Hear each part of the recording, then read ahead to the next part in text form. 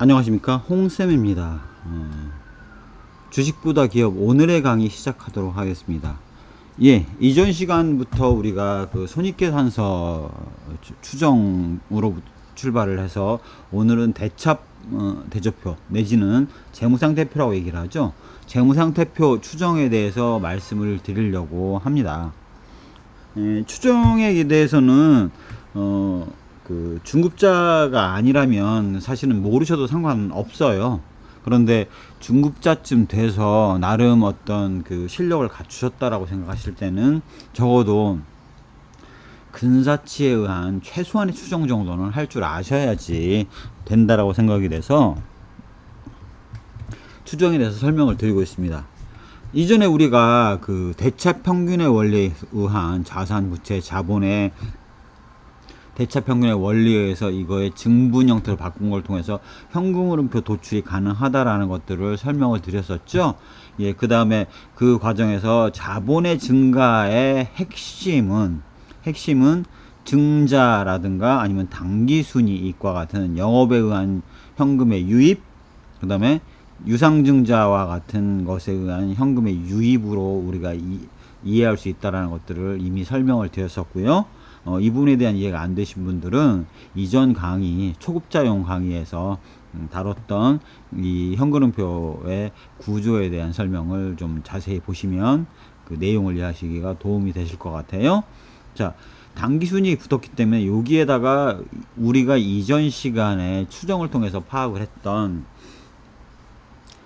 손익계산서 추정의 결과물들을 여기 위에다 붙일 수가 있겠죠. 그렇게 해서 이 현금흐름표 추정을 할 수가 있겠고요.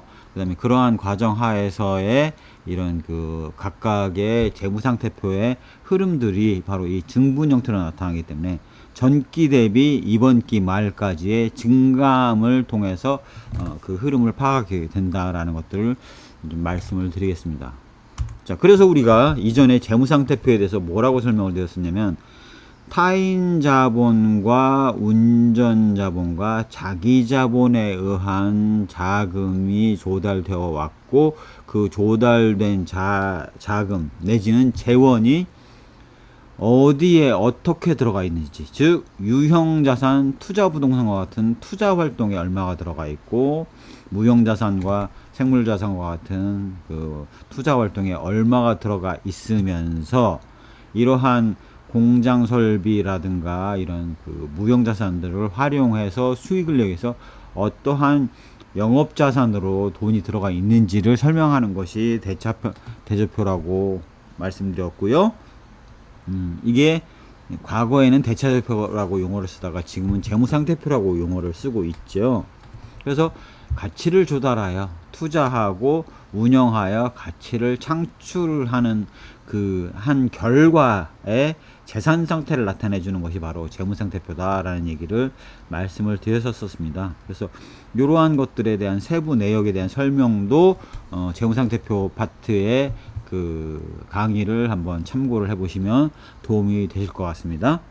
자, 그러면 우리가 결국은 손익계산서 추정을 했고, 그 다음에 그 결과는 바로 여기 납입자본금 말고 이 적립금에서 특히 이익잉여금의 증가분, 바로 당기순이익 증가분이 여기에 합산이 돼서 재산이 늘어나는 거죠. 또한 이러한 재산을 늘리기 위해서 투자를 집행했다면 거기에 소유는 자금이 쓰였을 것이고 대신 유형자산이나 투자부동산이 늘어났겠죠.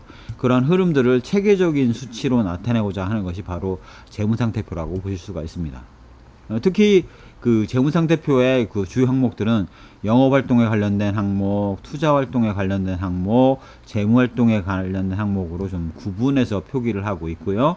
이러한 것들이 현금흐름표상의 증가 감소로 나타나서 영업활동 현금흐름, 투자활동 현금흐름, 재무활동 현금흐름의 가산 및 합산 항목으로 반영되어 있다라는 것들을 이미 말씀을 드렸었습니다.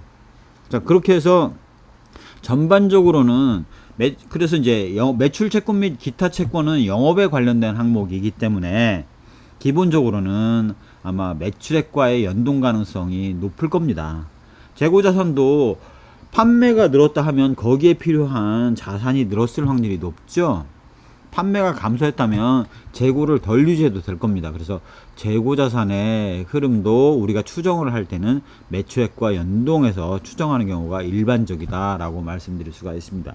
그래서 전반적으로는 전체가 다 영업의 그 활동과 관련돼서 매출액과 연동되지는 않지만, 전반적으로 우리가 그 큰 흐름을 잡을 때는 매출액과 연동되는 것들은 바로 영업 활동에 관련된 부분이다 라고 말씀드릴 수가 있습니다. 하지만 투자나 재무 활동의 경우는 그 동전의 앞뒷면과 같아서 우리가 설비 투자를 집행하게 될 때는 생산하고 싶은 재화를 생산할 수 있는 캐퍼가 꽉 찼을 때는 어쩔 수 없이 생산 라인을 늘릴 수밖에 없지 않습니까? 이로 인해서 투자가 발생하기 때문에 유형자산, 투자부동산의 경우는 나 무형자산, 생물자산의 경우, 그 다음에 지분법 투자자산의 경우는 개별로 반영해 줄 수밖에 없다. 뭐 예를 들어서 매출액이 늘기 위해서는 캐파가 일정 수준 이상 늘어야 된다. 그러면 거기에 필요한 공장에 설비 투자를 할 거고, 설비 투자를 하게 되면 당연히 유형자산, 투자부동산, 무형자산 등의 그 돈이 들어가겠죠.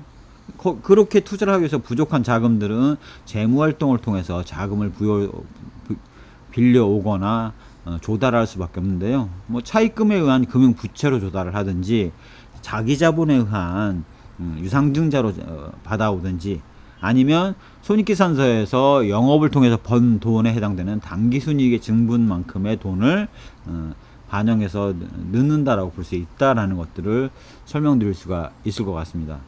자, 이렇게 주로 영업에 관련된 거는 유동자산, 유동부채 쪽에 많이 깔려 있죠. 그래서 그것들을 추정에 반영하기 위해서 좀 성격을 좀 더 자세히 설명을 드려보면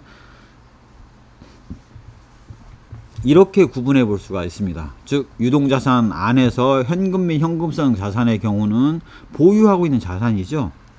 하지만 그 안에 세부 내역으로 보면 매출채권 및 기타 채권은 매출채권과 미수금, 미수수익 같은 것들로 볼 수가 있습니다. 그 중에서 매출채권은 판매를 하고 받을 돈이지 않습니까? 받을 돈이에요. 거래처에다 납품을 하고 받을 돈인데 아직 못 받은 돈이지 않습니까? 당연히 매출이 는다 하면 이런 매출채권이 자연스럽게 늘어날 수밖에 없겠죠. 반면 미수금이나 미수수익의 경우는 상거래 이외이거나 기타 경비성이기 때문에 매출이 는다라고 해서 늘거나 하지는 않을 겁니다. 그래서 상거래 이외의 부분은 개별 반영을 할 수밖에 없죠. 제품을 판매하고 돈을 못 받았으면 매출 채권을 할 텐데, 이거는 제품 이외의 거에 대해서 뭔가 받을 돈이 있다는 얘기지 않습니까? 그래서 상거래 이외의 것들은 개별 반영하는 것들이 맞고요. 기타 경비는 그냥 고정적으로 발생하는 경비의 성격이 강하다라고 보시면 될 것 같아요. 그래서 미수금, 미수수익 같은 경우는 그 개별로 그냥 평균치 정도, 미수수익 같은 경우는 평균치 정도로 반영을 하고, 미수금 같은 경우는 개별 파악을 통해서 개별 반영을 해주는 게 맞고요. 매출 채권의 경우는 매출의 증가에 따라서 늘어난다라고 가정하는 것이 맞겠습니다. 그다음에 이제 준 돈, 이미 준 돈 안에서는 그러한 것들은 이제 선급금, 재고자산의 경우는 이미 돈을 주고 상품을 받거나 아니면 받을 거지 않습니까? 선급금의 경우가 대부분 재고자산 확보를 위해서 아니면 내지는 공장 설비 확보를 위해서 미리 돈을 지급한 돈이지 않습니까? 그렇기 때문에 이러한 선급금의 경우는 상거래와 관련돼서 발생하는 것들이 주로 있고요. 그게 아니라면 개별 반영을 해줘야 된다라고 말씀드릴 수가 있습니다. 또 매출이 늘어나려면 생산 라인에 원재료나 이런 것들을 투입을 많이 해야 되기 때문에 매출이 늘어나면 재고자산은 자연스럽게 증가한다라고 보실 수가 있겠습니다. 상거래 이외로는 우리가 이제 일시적으로 남는 자금을 금융자산에 운용을 하지 않습니까? 은행 예금을 한다든가 아니면 뭐 그 유가증권에 투자를 한다든가 아니면 채권에 투자를 한다거나 뭐 이런 것들이 있을 수가 있겠죠. 그래서 상거래 이외이기 때문에 개별 반영을 해야 된다라고 보실 수가 있고요. 선급비용이나 단기 법인세 자산 부채와 같은 것들은 세금 관련된 내용이기 때문에 이런 것들은 그냥 그 내역을 세부적인 내용도 파악하기 어렵고 하기 때문에 그냥 평균 액수 정도가 발생한다라고 추정을 하시는 것이 바람직하다고 볼 수가 있습니다. 그 외에 이제 받을 돈이나 준 돈이 아닌 나머지 기타 자산에는 현금 및 현금성 자산이 있고 매각 예정 자산, 기타 자산이 있는데 이런 매각 예정 자산과 의 경우는 그냥 평균적으로 반영할 수 없기 때문에 개별 반영을 할 수밖에 없고요. 기타 자산의 경우는 자산 대비 평균치 뭐 이런 정도로 반영을 하거나 하는 것이 바람직하다고 볼 수가 있습니다. 부채 파트도 마찬가지죠. 매입 채무도 판매와 관련돼서 납품을 받은 거지 않습니까? 그래서 판매와 연동되기 때문에 상거래와 연동되는 것들은 주로 매출과 연동시키는 게 맞고요. 더 정교하게 반영하고 싶다면 매출 원가에 연동시키는 경우가 있을 수가 있습니다. 그래서 그런 부분은 선택인데 이미 매출 원가 자체가 매출액과 연동되는 경우가 많기 때문에 연동시켜서 추정하는 경우가 많기 때문에 매출과 연동해도 큰 오차가 발생하지 않는다. 그냥 그렇게 이해를 하시면 될 것 같아요. 미지급금, 금융부채의 경우는 상거래 이외이기 때문에 개별 반영을 해야 된다. 예수금도 마찬가지이겠습니다.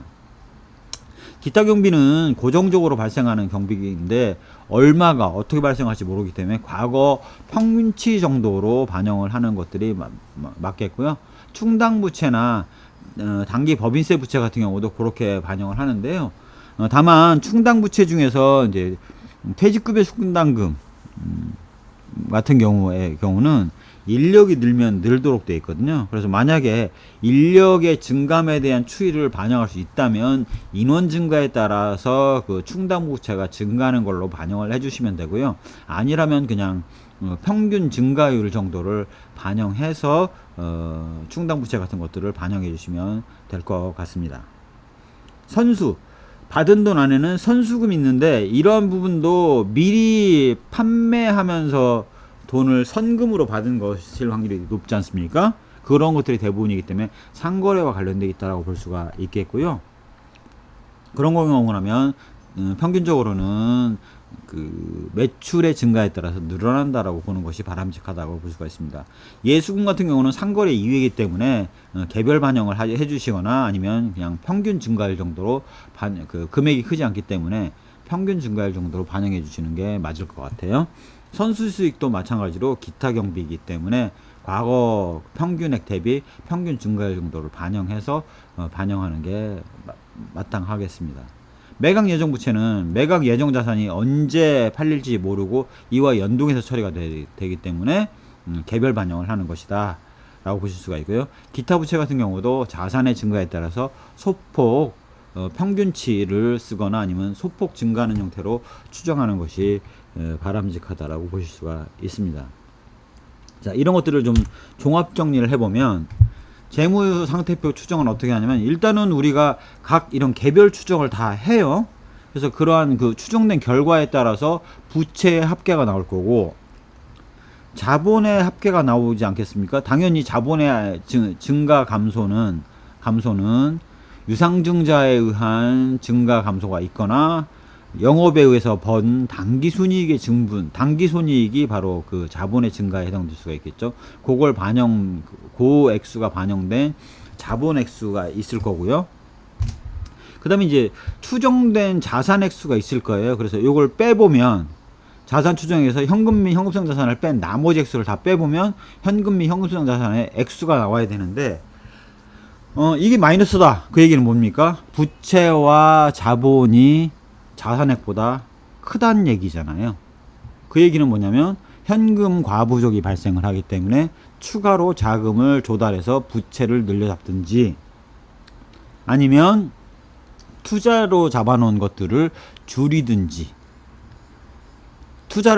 그래서 어느 것이 더 합리적이냐에 따라서 선택을 해야 될 문자라고 보실 수가 있습니다. 이 회사가 생산 캐파를 봤을 때는 투자를 할 수밖에 없다. 그러면 투자액을 줄이는 게 아니라 차입금을 늘려 잡거나 유상증자를 가정을 해야 될 거고요. 투자를 이연할 수 있다 그러면 투자 액수를 줄여서 이 대차를 맞추는 것이다 라고 보실 수가 있습니다. 그래서 현금 및 현금성 자산은 마이너스일 수가 없다. 플러스여야 되고 오히려 과거 자산 대비 평균적인 현금 및 현금성 자산의 보유분을 들고 있거나 매출액 대비 평균적인 현금 및 현금성 자산을 들고 있거나 라고 추정을 하는 것이 더 바람직하다. 그렇게 되면 이제 이렇게 되는 거죠. 적정 보유 현금 및 현금성 자산이 있다면 부족액에 대해서 차입 조달을 한다라고 보는 거고, 이 액수가 과도해진다면 과연 은행 입장에서 이 회사에 차입금을 대출해 줄 수 있다라고 볼 건지를 판단을 해야 돼요. 그래서 이러한 것들은 기계적으로 어느 하나가 정해지는 것이 아니고요. 적정선에서 이렇게 투자를 하려고 했더니 너무 차입금이 과도해진다. 그랬을 때는 은행이 안 빌려준다라고 볼 수가 있지 않겠습니까? 그래서 그런 것들을 조정해 나가면서 적정한 그림을 그려나가는 과정이라고 볼 수가 있습니다. 그렇게 봤을 때 최소 투자해야 되는 그 유형자산 이런 게 있는데 이게 계속 마이너스가 발생한다. 그러면 이 회사는 사업에 타당성이 없는 곳이다 라고 우리가 판단을 하게 된다 라는 것들을 아실 수가 있겠습니다. 자, 이미 말씀드렸던 것들을 개략적으로 다시 요약 정리를 하게 되면, 매출 채권의 경우는 상거래이기 때문에 매출과 연동되기가 쉽죠. 하지만 기타 채권의 경우는 연동이 안 되는 경우가 많습니다. 그래서 우리가 감사보고서의 주석상을 보면서 이걸 구분해서 관리할 수 있으면 관리해 주는 게 맞고요. 이러한 부분들을 구분할 수가 없다. 그러면 이렇게 추정 매출액 곱하기 매출 채권 및 기타 채권을 합산한 금액을 매출액으로 나눠서 그 평균 구성비에 따라서 이번 기를 반영해 주는 것이 맞다라고 보실 수가 있습니다.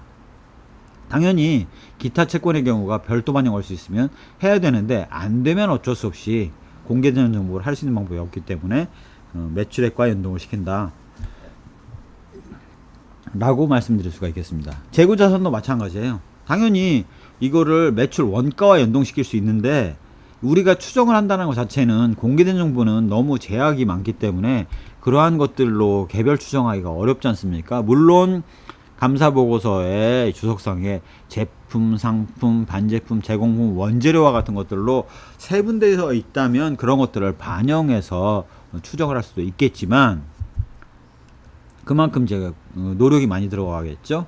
하지만 기본적으로는 이 큰 그림과의 큰 그림과 상세한 내역들의 연동을 지어서 내가 논리적인 사고를 할 수 있는 근거를 잡아가면서 추정을 하는 것이다 라고 보실 수가 있습니다. 그래서 큰 틀 안에서 한번 추정을 해보고 세부 내역을 연동해서 추정을 해봤을 때 맞춰나가는 상호 눈높이를 맞춰나가는 과정을 거치면서 적정 재고자산을 선택하는 것이다 라고 말씀드릴 수가 있겠습니다. 매입 채무 및 기타 채무도 마찬가지로 매출 원가에 연동을 지을 수도 있는데, 매출 원가 자체가 매출액과 연동되는 경우가 많기 때문에 이거는 간단하게 할 때는 매출로 해도 별로 상관이 없다. 그 다음에 매입 채무 매출 원가 해가지고 매입 채무의 경우는 매출 원가에 연동을 시키고, 기타 채무의 경우는 개별로 별도 반영을 하거나 아니면 주석상의 성격을 봐서 기타 채무의 액수의 과거 변동치를 봤을 때 그냥 평균치로 할 수도 있겠고요. 일정 중과율로 반영할 수 있겠고, 그거는 값의 과거 추이의 실적에 따라서 반영하는 것이다 라는 것들을 말씀을 드립니다. 물론 이제 이러한 주석상의 세분액이 안 나올 때는 이제 큰 그림에서만 보기 위해서는 매입 채무, 기타 채무를 바로 매출 원가나 매출액에 연동 지어서 추정치를 만들어내는 방법이 있겠습니다. 법인세 자산, 부채가 있을 거고요. 법인세 자산, 부채의 경우는 법인세율과 법인세 납부액 대비 어느 정도의 법인세 자산이나 법인세 부채가 있었는지를 가지고 그것들을 반영해서 자산 부채를 추정하는 방법이 있고요. 이러한 것들이 어렵다면 과거 법인세 자산의 평균치, 과거 법인세 부채의 평균치 내지는 평균 증가액, 증가율을 반영해서 증가하는 형태로 추정을 할 수가 있다. 그래서 각 기업마다 그런 성격들이 다를 수가 있기 때문에 과거 실적을 놓고 이게 평균치를 쓰는 게 맞겠는지, 증가액을 쓰는 게 맞겠는지, 매출액과 연동을 시키는 게 맞겠는지, 아니면 법인세에 맞춰서 연동을 짓는 게 맞겠는지를 해보고 그 중에서 자기가 판단했을 때 최선이라고 생각되는 것들을 골라서 추정치에 반영을 한다 라고 보실 수가 있겠습니다. 매각 여성자산 부채의 경우는 우리가 그 어떤 영업에 연동되는 것도 아니고 거래가 이루어질지 안 이루어질지 자체도 알 수가 없지 않습니까? 그래서 개별 반영을 해준다 라고 보실 수가 있습니다. 기타 자산의 경우도 개별 반영을 해주는데요.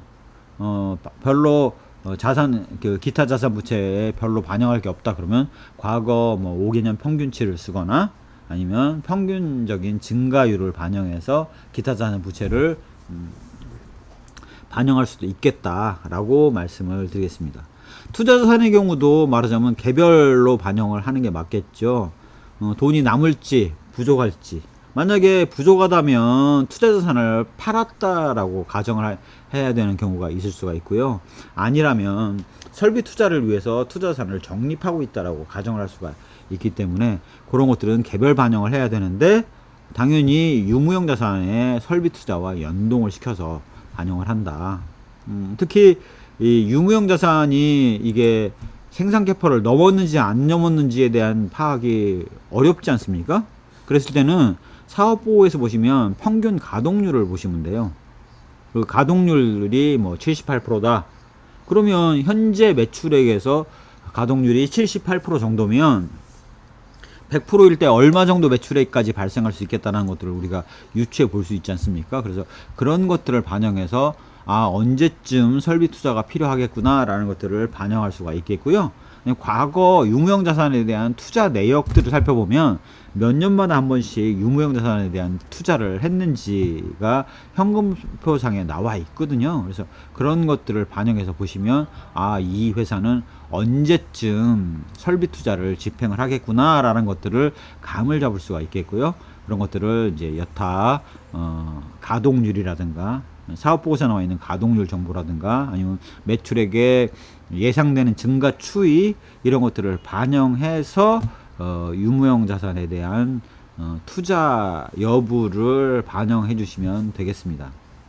결국 당연히 그 개별 기업이 사업성 검토를 한다거나 라고 했을 때는 이런 정보들은 물어봅니다. 시설 투자 계획이 어떻게 되는지.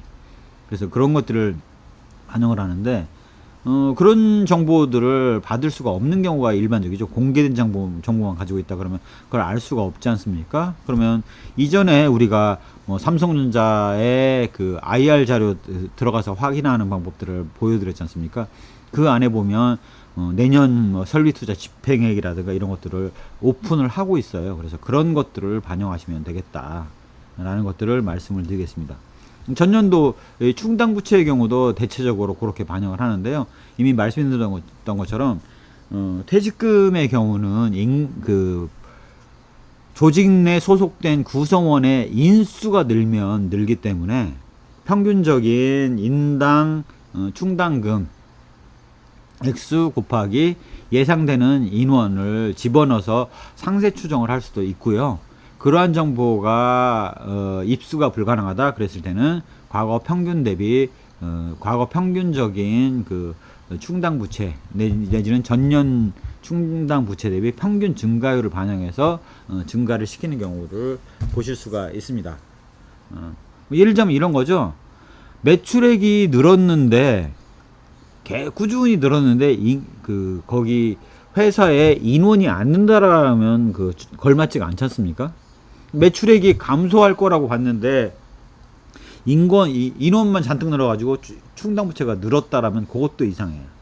그렇기 때문에 그런 것들을 다 종합적으로 판단을 해서 충당부채 규모를 평균 증가율로 볼 건지 아니면 매출액 증가에 따라서 그만큼 는다라고 볼 건지 아니면 유형자산 증가에 따라서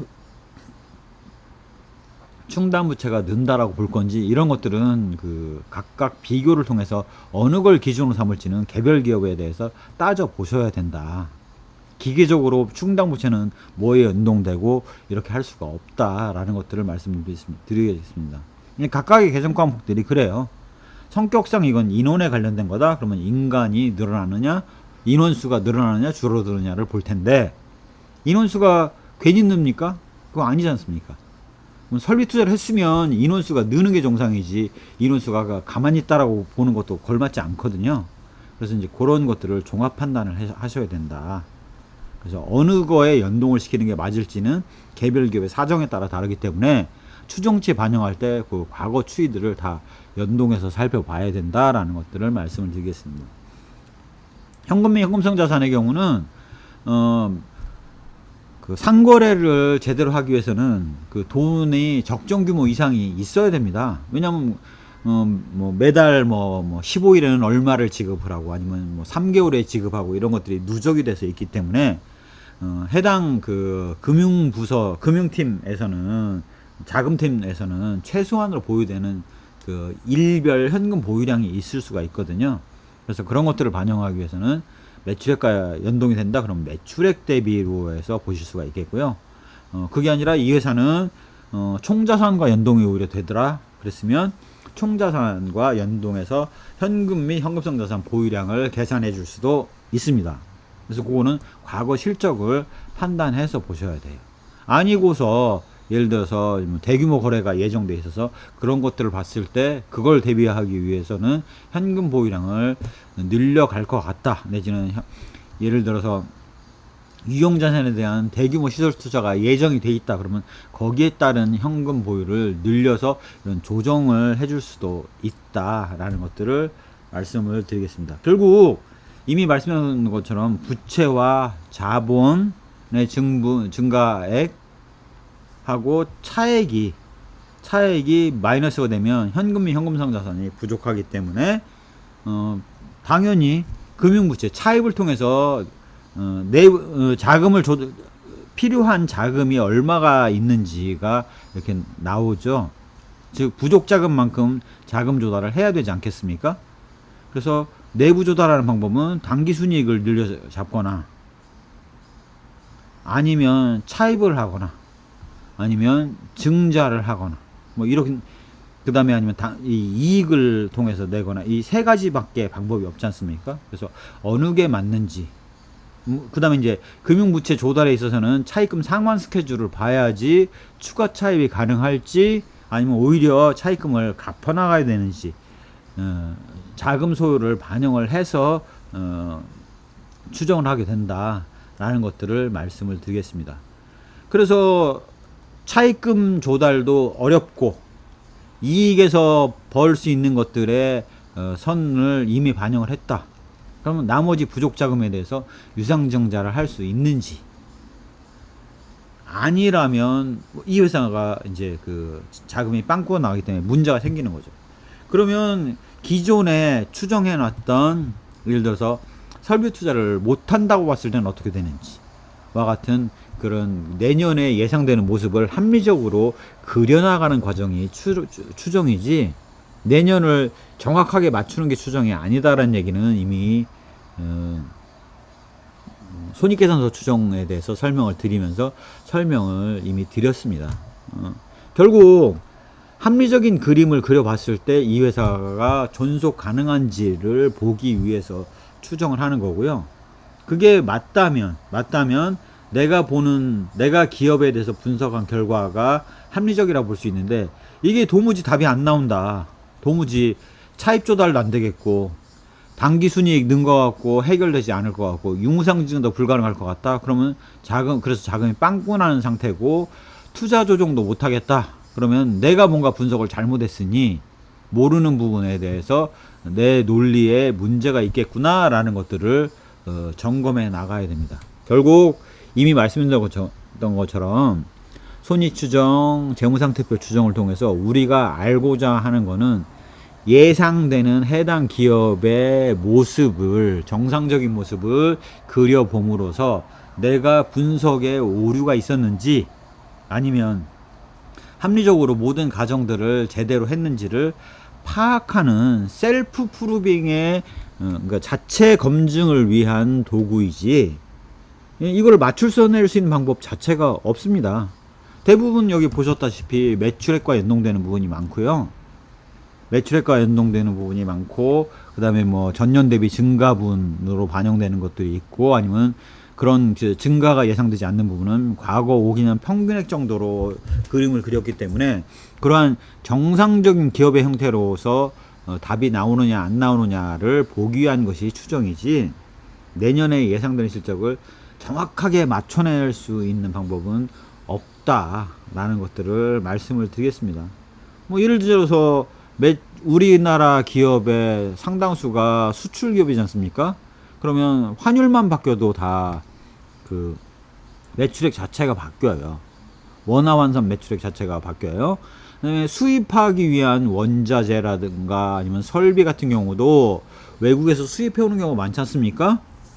그러면 엔화 환율만 바뀌어도 공장 기계 같은 경우는 원가가 달라지는 거죠. 그래서 그런 부분들이 있기 때문에 합리적으로 최선을 다해서 이 회사가 정상적으로 돌아갈 수 있는 회사로 나오는지, 그 다음에 내가 이 기업을 분석함에 있어서 과도하게 보거나 과소로 봐서 잘못된 부분이 없는지를 검증하는 도구다라는 것들을 좀 강조해서 설명을 드리겠습니다. 추정이라는 것들이 아마 이런 생각을 하실 거예요. 아니, 그 맞지도 않는 걸 왜 해? 이미 말씀드렸던 것처럼 추정을 해봤더니 내가 예상했던 것과 많이 다르게 이 회사가 별로였어요. 나는 이 회사가 맨 처음 분석에 들어갈 때는 굉장히 괜찮을 걸로 봤는데, 이거를 하기 위해서는 설비 투자가 너무 많이 필요하고 차입금 부담이 너무 많이 들어가서 도무지 그걸 할 수 있을 것 같지 않다라고 생각이 되면 내가 긍정적으로 봤던 뷰를 수정을 하겠죠. 즉 내가 바라보고 있는 뷰가 적정한지를 이 바운더리를 좁히는 그러한 도구로서 추정이 필요하다. 결국 본인 생각에 따라서 좋게만 보거나 본인 생각에 따라서 과도하게 나쁘게만 보는 오류를 걸러내기 위해서 추정이 꼭 필요한 것이지, 값을 맞춰내겠다라고 하면 맞는 게 우연이다 라는 것들을 좀 강조해서 설명을 드리겠습니다. 그래서 초급자라면 추정이 사실 안 해보셔도 상관없어요. 하지만 적어도 중급자 이상의 실력자이시라면 추정을 해서 자신의 논리의 오류 가능성을 점검하는 것이 좋다라는 것들을 좀 강조해서 설명을 드리겠습니다. 예, 제 강의가 도움이 되셨다면 구독, 좋아요, 알림 설정 부탁드리겠습니다. 감사합니다.